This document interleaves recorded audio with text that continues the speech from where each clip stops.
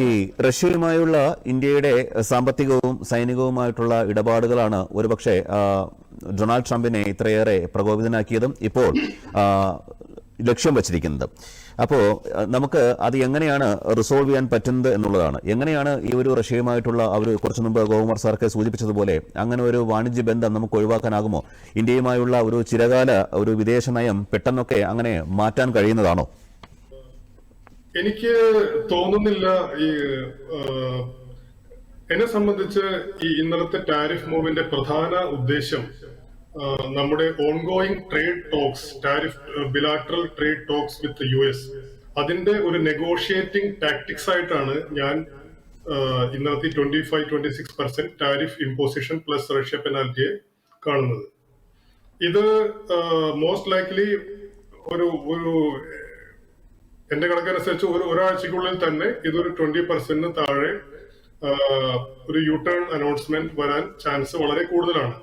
നമ്മൾ മനസ്സിലാക്കേണ്ടത് ഇന്ത്യൻ പ്രതിനിധി സംഘം US പോകാൻ തയ്യാറെടുക്കുന്ന ഈ ഇരു രാഷ്ട്രങ്ങളുമായിട്ടുള്ള വ്യാപാര കരാർ അവസാന ഘട്ട ചർച്ചയ്ക്ക് വേണ്ടി US പോകാൻ തയ്യാറെടുക്കുന്ന ആ ഘട്ടത്തിലാണ് ട്രംപിന്റെ അപ്രതീക്ഷിതമായിട്ടുള്ള ഈ ടാരിഫ് ഇമ്പോസിഷൻ വന്നിട്ടുള്ളത്.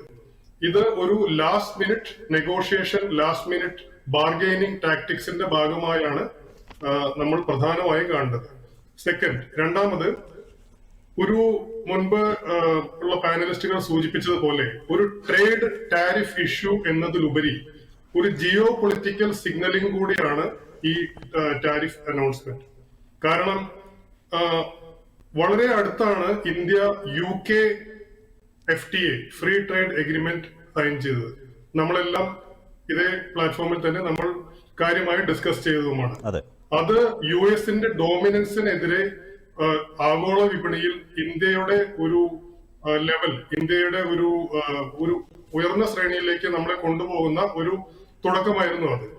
അതുപോലെ തന്നെ ഈ ഭാഗത്ത് China+1 സ്ട്രാറ്റജി, China+1 ശക്തിയായി ഇന്ത്യ ഉയർന്നു വരുന്നു.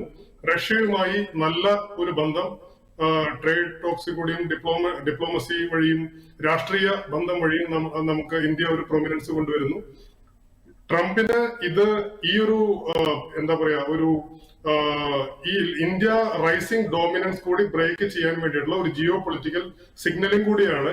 റഷ്യയെ പേരെടുത്ത് പറഞ്ഞ് പെനാൽറ്റി ഇമ്പോസ് ചെയ്യും എന്നുള്ള ഒരു ഭീഷണി. ഇത് ട്രംപിന് തന്നെ അറിയാം, US അഡ്മിനിസ്ട്രേഷന് തന്നെ അറിയാം.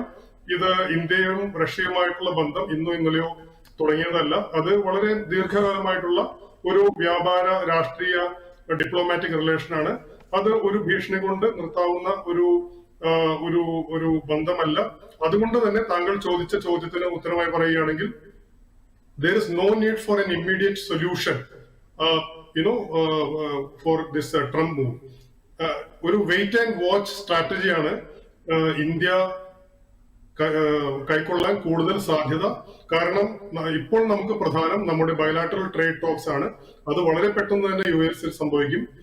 മാത്രമല്ല, ഇന്ത്യയെ ഇപ്പോൾ റീസെന്റ് നടന്ന UK ട്രേഡ് കരാറിന്റെയും അതുപോലെ റഷ്യൻ ബയലാറ്ററൽ റിലേഷന്റെയും അടിസ്ഥാനത്തിൽ ഒന്ന് ബാക്ക് ഫുട്ടിലേക്ക് ആക്കാനുള്ള അമേരിക്കയുടെ ഒരു സ്ട്രാറ്റജിയുടെ ഭാഗമായിട്ടും കൂടി ഇത് കാണുന്നു. ലാസ്റ്റ്ലി, ട്രംപ് ഇന്നലെ ട്രൂത്ത് സോഷ്യൽ എന്ന അദ്ദേഹത്തിന്റെ സോഷ്യൽ മീഡിയ പ്ലാറ്റ്ഫോമിലാണ് ഇത് അനൗൺസ് ചെയ്തത് തന്നെ. അതിൽ ട്രംപ് ഉപയോഗിക്കുന്ന വാക്കുകൾ ഇപ്പോൾ നമ്മൾ ഹിസ്റ്ററി പരിശോധിക്കുകയാണെങ്കിൽ അദ്ദേഹം തന്നെ കാര്യമായി ആലോചിച്ചോ ഉത്തരവാദിത്വപരമായോ ഉപയോഗിക്കുന്ന വാക്കുകളായിട്ട് ലോകം കാണുന്നില്ല.